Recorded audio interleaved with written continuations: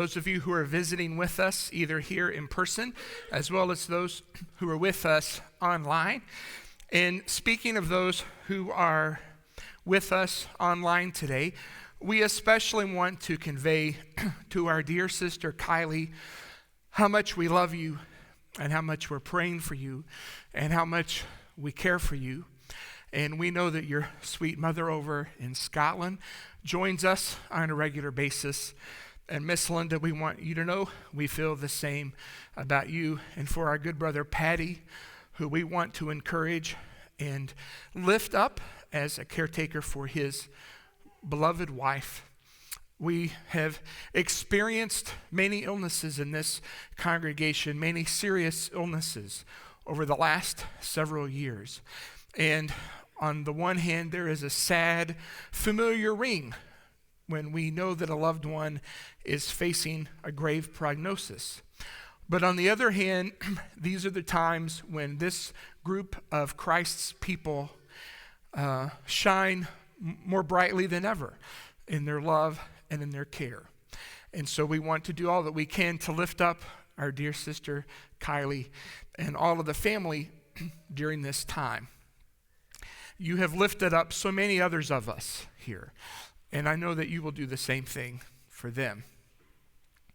Well, this past week, there was in the news a story about a Supreme Court ruling that maybe in the midst of all the other chaos that's going on, you didn't have a chance to take a look at. But I wanted to talk with you just a little bit this morning about this ruling and about what some of its ramifications may be. The case had to do with religious schools. And the issue was, can religious schools choose to hire and fire people based on the religious beliefs of the schools? So, for example, under normal circumstances, you can't be hired or fired for your religious beliefs. If I decided to apply for a job at a mid-level paper company, for example, the manager would not have the right to ask me what my religion was. And he would not have any reason to be concerned if my religious beliefs changed. But when the elders were looking for a preacher 7 years ago, and I contacted them, when I called Ronnie Lowe and told him I was interested, if I had said to him, and by the way, I've decided to become a Buddhist, they would not have hired me as the preacher here, because this is a group of Christians. This is not a group of Buddhists.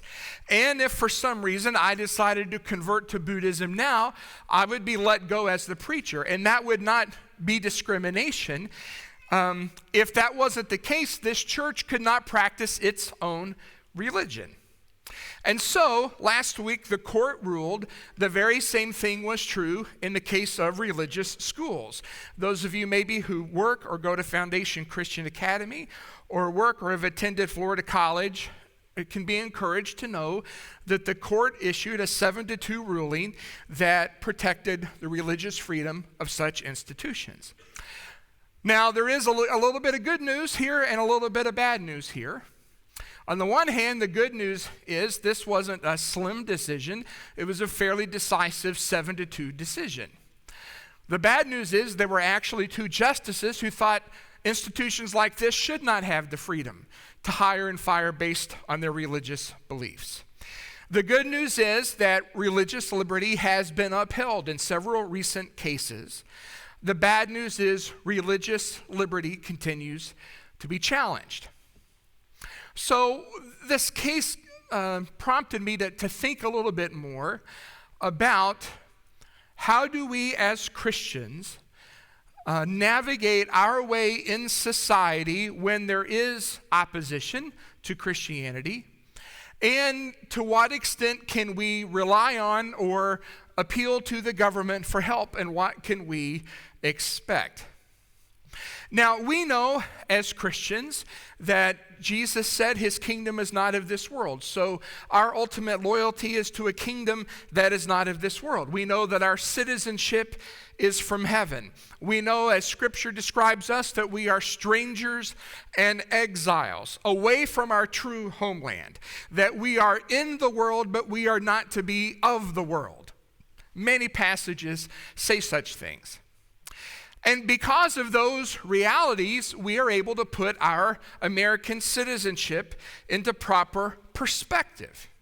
We understand that our rights as citizens are not our primary focus. The gospel is our focus. And our citizenship is just one of many blessings God has given to us that we can use in pursuit of our mission. And by the way, that mission is. So for 2 years, almost every month, I have said this, either in a class or a sermon.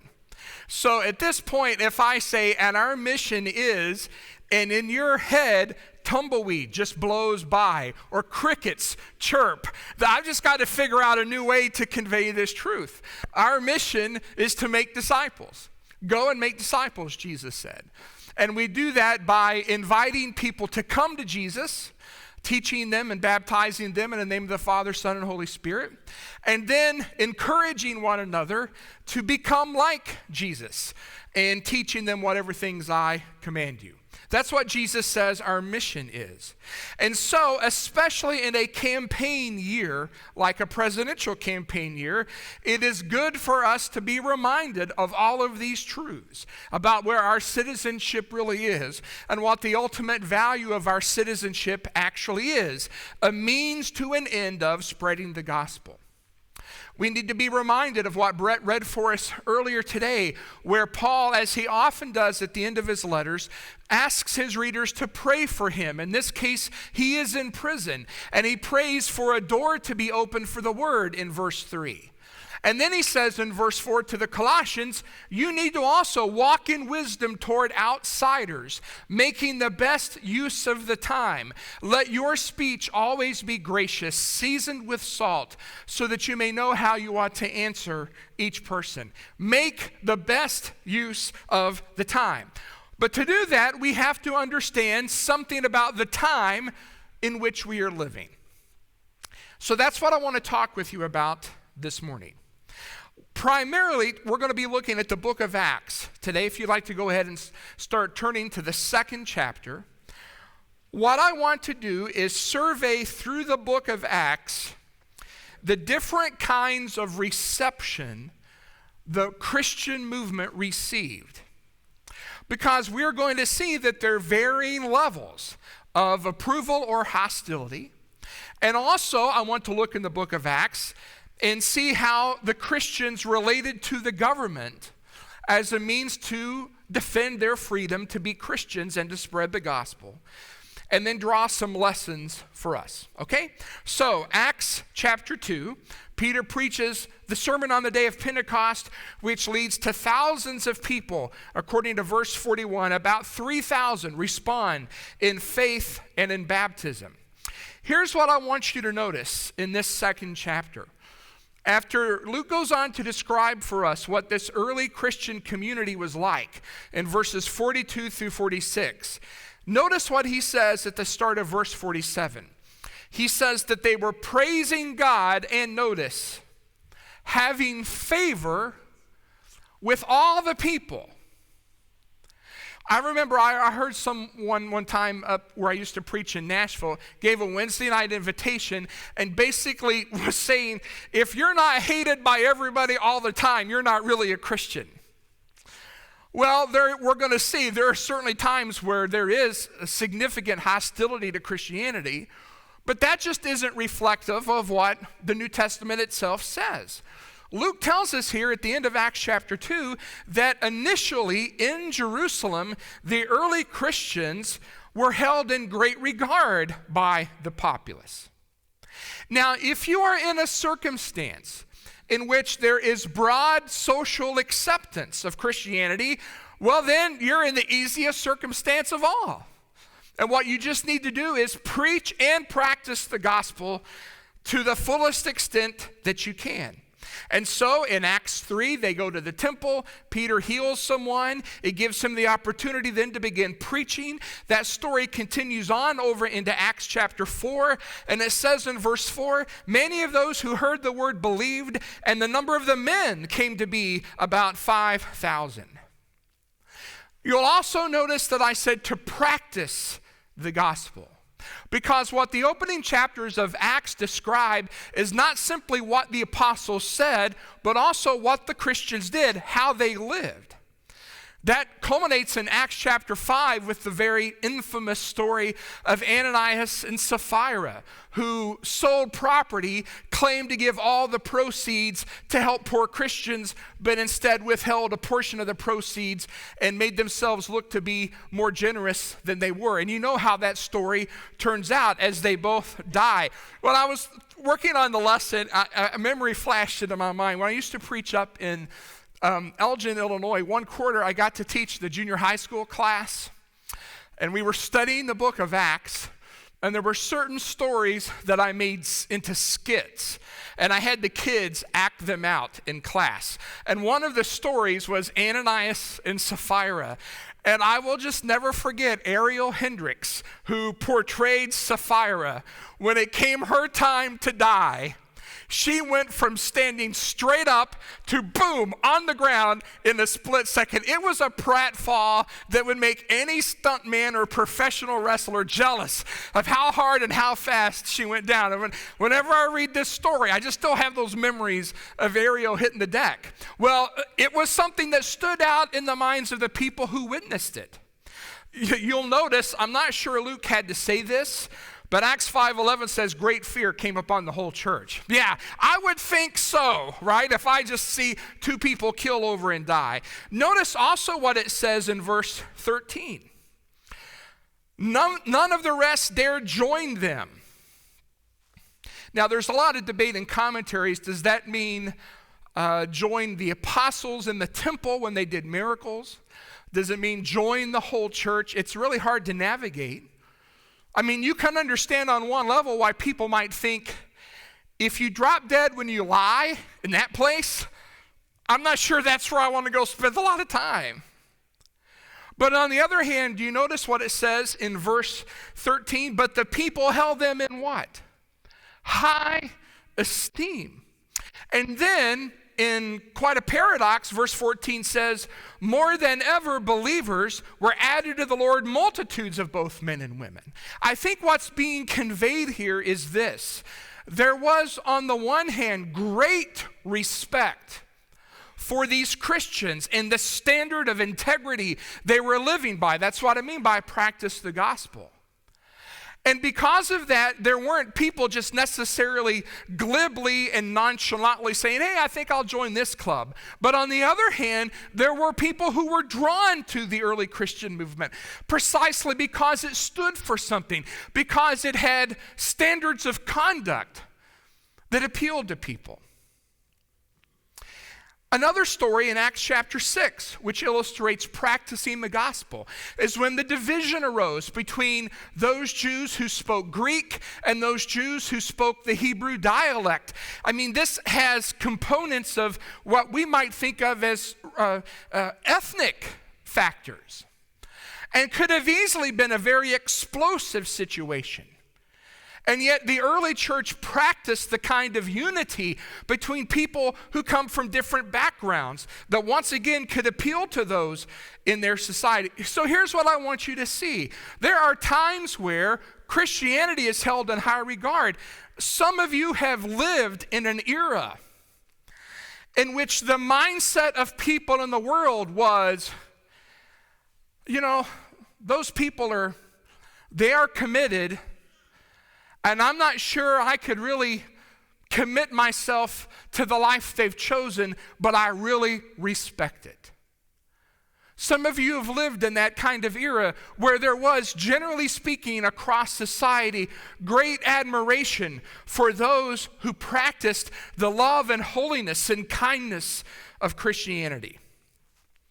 But it wasn't long until some limited social opposition arose, prompted initially in the book of Acts by the sect of the Jews that did not believe in the resurrection, the Sadducees, who of course have the most vested interest in opposing a movement based on the belief that Jesus died and rose from the dead. And yet, if you'll notice in the opening chapters of Acts, the Sadducees sort of had their hands tied in what they could do against the early Christians because they were held in such high regard. It says in Acts 4 and verse 1, as they were speaking to the people, the priest and the captain of the temple and the Sadducees came upon them, greatly annoyed because they were teaching the people and proclaiming in Jesus the resurrection of the dead. But verse 21 says, when they had further threatened them, they let them go, finding no way to punish them, because the people were all praising God for what had happened. So the good reputation these Christians had insulated them from some of the initial efforts of the Sadducees. In chapter 5, the Sadducees and the chief priests once again have the apostles arrested for preaching the gospel. You can see that in Acts 5, verses 17 and 18. But they are miraculously freed from prison, continue to preach. And what the scripture tells us is in verse 26, the captain of the officers went and brought them, but not by force, for they are afraid of being stoned by the people. So it's limited social opposition. Yes, there are people who have an axe to grind with these early Christians, but because they are held in such high esteem by the people generally, they feel like they can't do much about it. And when you find yourself in a situation in which there is opposition, but it's limited, then here's what we learn from the apostles and the early Christians. Don't be intimidated by this. Instead, rejoice that you are called upon to suffer for Christ.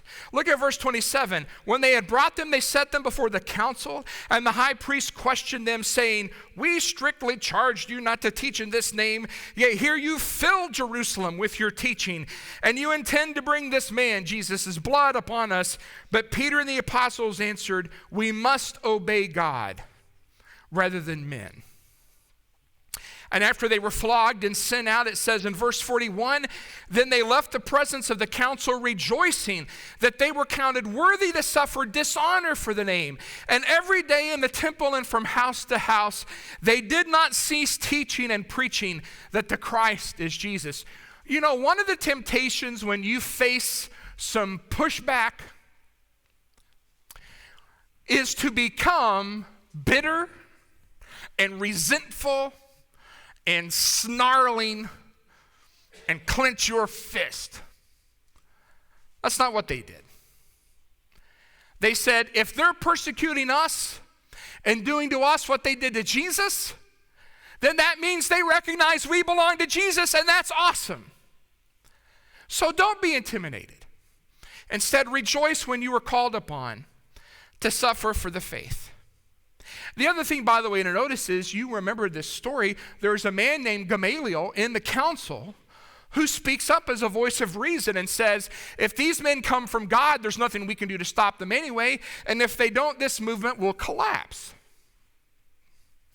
I think in my lifetime, I have lived in this kind of era as well. I remember when I was a kid, there was opposition to the Christian faith, but it was fairly limited. There were, at that time, atheists. Some of you will know this name. Some of you have no idea who this name is. But there was Madalyn Murray O'Hair, and you would see her periodically on talk shows. And, you know, there would be these efforts, like if a city had a nativity scene up, there'd be a fringe of people who would oppose that. But that kind of hostility was fairly limited. And in fact, even among those who were not believers, there was a certain sense of respect for your rights. I can't tell you how many times in high school and in my early adult years that a friend of mine, like maybe some of my high school teachers or other friends of mine who were not believers, I can't tell you how many times I heard them say things like this: I don't agree with your beliefs, but I would fight to the death to defend your right to hold them. And now that seems like a million years ago, because that is not the prevailing social attitude today. Eventually, the Christians in Jerusalem faced broad opposition by their society. You know the story. It's triggered by the preaching of Stephen. which galvanizes not only the Sadducees, but also the Pharisees in their opposition against him, including someone who described himself as a Pharisee of Pharisees, Saul of Tarsus. In fact, it erupts in violence as they form a mob and murder Stephen.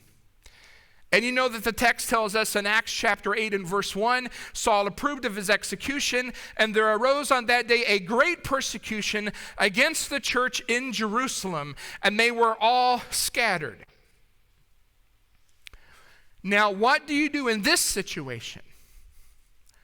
Time and again in the book of Acts, we see two strategies. Here's one strategy. Keep looking for open hearts where you can find them. What did these Christians do who scattered from the city of Jerusalem? What does it say in verse 4? Now those who were scattered went about preaching the word.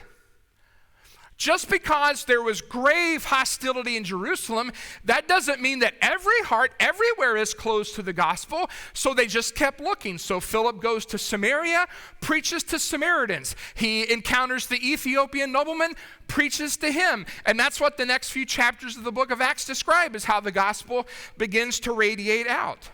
Later, when Paul begins his missionary journeys, we see this same thing over and over again. In Acts 13, he goes to the city of Antioch, preaches the gospel. And you know from your study of Acts, what's the typical reaction to the gospel when Paul preaches? Where does he go first usually? Goes to the synagogue. What's the reaction like? Limited positive response, then quite often very negative response. And so then what does he do? Well, he tells us here in Acts chapter 13 and verse 46, it was necessary the word of God be spoken, since you thrust it aside and judge yourselves unworthy of eternal life. Behold, we're turning to the Gentiles. And in verse 48, the Gentiles go, woo, that's great, let's hear it. And so he preaches the gospel to them. All through his journeys, when Paul encounters opposition, he just moves on somewhere else to preach the gospel. When we were talking about the founding of the church at Thessalonica, this is what happens in Acts 17. He preaches in Thessalonica. There's some positive response. Then there's opposition. He moves on to Berea. Same thing, some positive response. People from Thessalonica track him down. Then he just moves on to Athens. Then he moves on to Corinth. You get the idea. Just because you get your feelings hurt doesn't mean you can stop with your mission. You got to keep trying to bring people to become disciples of Jesus Christ. So keep looking for open hearts. Secondly, this is where the Christian, the society, and the government, probably my all-time worst sermon title, and I'm terrible at titles, but of all the bad ones, this was the most boring and nondescript. It doesn't give you really any idea. I just couldn't think of a better title, so you're stuck with it. Anyway, this is where the government part comes in. The other thing you can do is, in a time when you face broad social opposition, use your rights as a citizen for the gospel. Look in Acts chapter 16. What happens here? Paul goes into Philippi. This slave girl who has an unclean spirit keeps following him around. Luke says he became annoyed. You don't want your advanced PR people to be the local demon girl, right? So he casts the demon out. Her masters get upset. They bring Paul and Silas before everybody, attack them as Jews in verse 20, attack them as advocating unlawful customs. The crowd begins to attack them, broad social opposition. They are stripped, they are beaten, and they are thrown in jail. And then at the end of Acts 16, after the jailer becomes a Christian, the magistrate finds out what about the Apostle Paul? He is a Roman citizen. And when the magistrate wants to send Paul off, it's sort of in secrecy, hush, hush, Paul says in verse 37, they have beaten us publicly, uncondemned, men who are Roman citizens, and have thrown us into prison. Do they now throw us out secretly? No. Let them come themselves and take us out. And the police reported these words, that they're Roman citizens, and the magistrate's afraid. And so verse 39 says they came and apologized. Now, why do you think Paul did this? Do you think Paul was just being holding a grudge against this magistrate? No, you've got to come and apologize. I don't think so at all.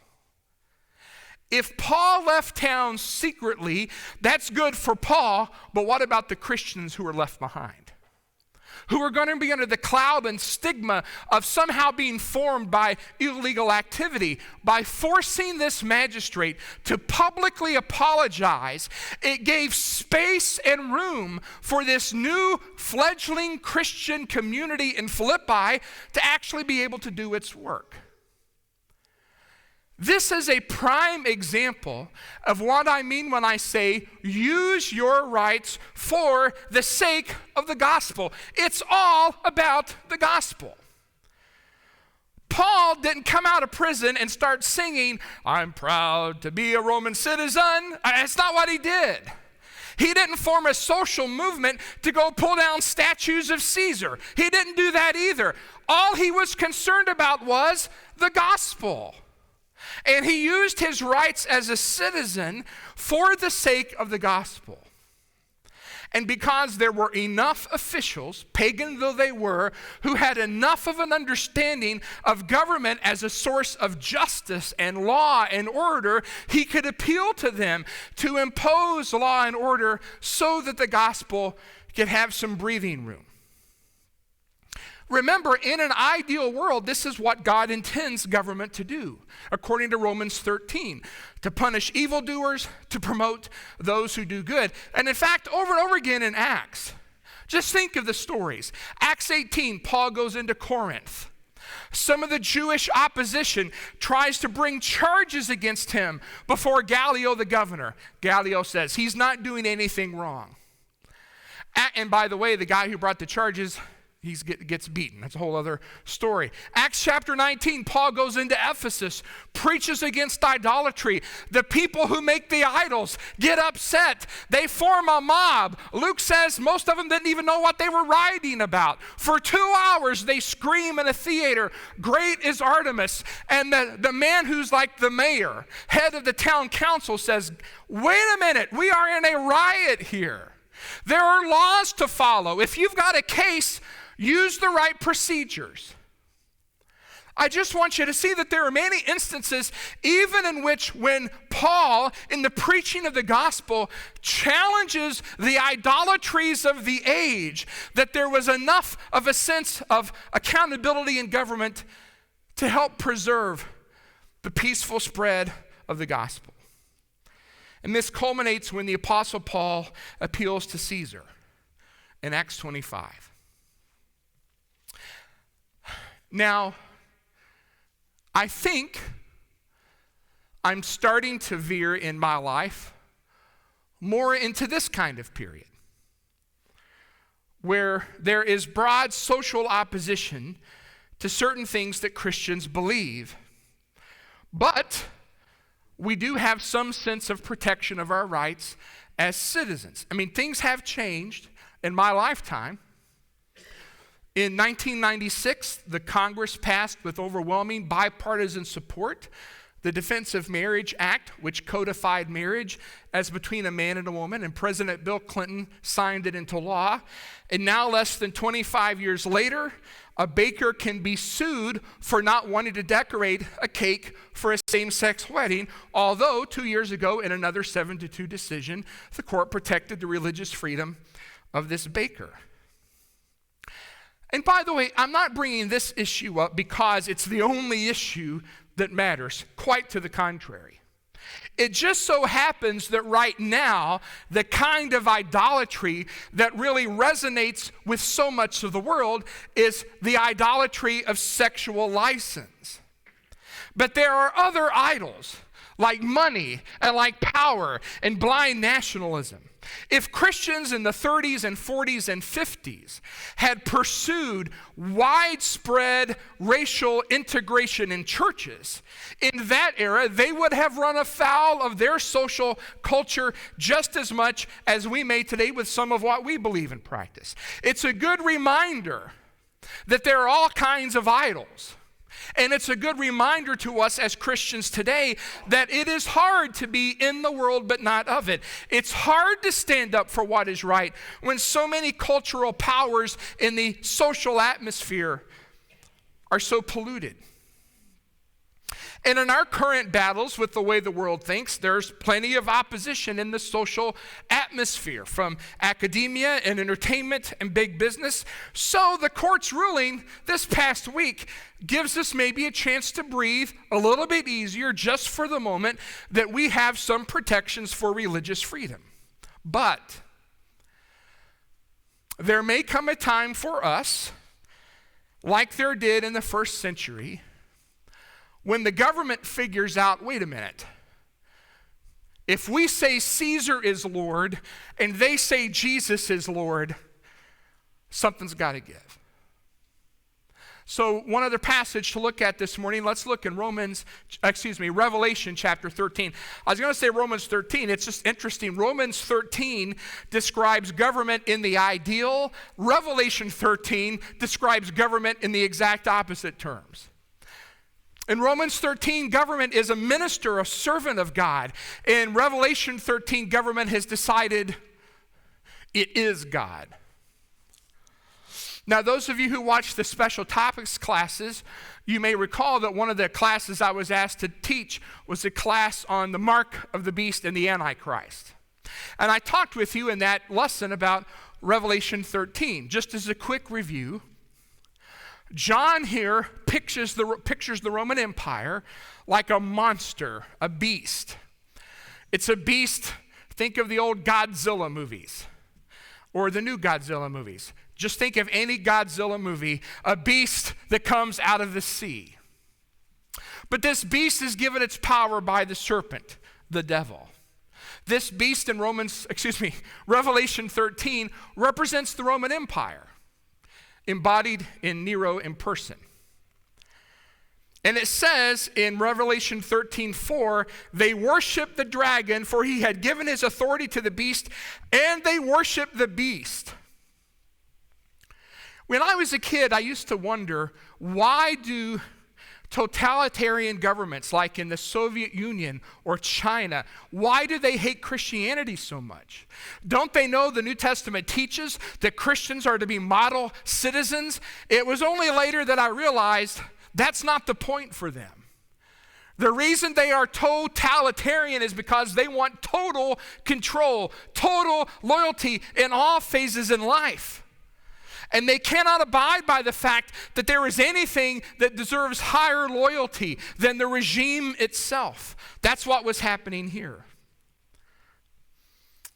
What John may have in mind is the persecution triggered by Nero after the city of Rome had a great fire in which he blamed Christians for the fire and unleashed the first empire-wide persecution against Christians.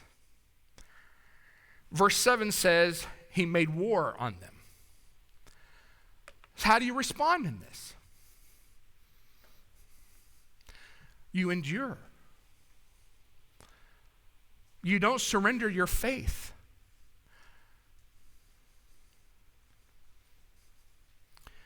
We need to remember, there are parts of the world right now where if you openly profess Jesus Christ, you can lose your life. And here's what John says to his readers. Verse 10, if anyone is to be taken captive, to captivity he goes. If anyone is to be slain with a sword he must be slain. Here is a call for the endurance and faith. Endure and believe, saints. That's what he says to do. Now, this doesn't mean simply that the story ends like this. The government persecutes Christians and we die. The end. That's not the end of the story. In the first place, There have been many empires throughout time that have made war against God's people. Ancient Egypt, ancient Babylon. In more recent times, the Soviet Union, ancient Rome. What do they all have in common? They're gone. And one of the reassurances of faith is that even though there come a time when the government persecutes Christians, that government, like all governments, is destined to fall and collapse under the judgment of God. And the other thing is, which we need to remember in all circumstances, from something as dramatic as government persecution to something as poignant as a loved one with cancer, that our story doesn't end in death either. Be faithful unto death, and I will give you the crown of life. We endure and believe in hope. Hope that there is a bigger story that we are a part of. So that's the encouragement I want to give all of us as we navigate our way through this society. And I hope that what I've said this morning can help you think about how to gauge the opportunities we have right now. If you're more of a cup half full person, you may think, there's only the slightest opposition. So if that's the case, then what do? Then get to it. Get to it. Preach the gospel. Practice the gospel. And don't be intimidated. Do it with rejoicing. If you think that maybe times are more dire, then in your judgment, what you should do is think about how you can maximize your rights as a citizen for the sake of the gospel. And for all of us, whatever the future holds, let us endure and let us believe. If we can help you maybe to begin that life of faith this morning by uniting yourself with the story of Jesus Christ through faith and in baptism, we would love to help you do that. And if there's anything we can do to encourage you as a child of God to endure and believe, let us know while we stand and sing.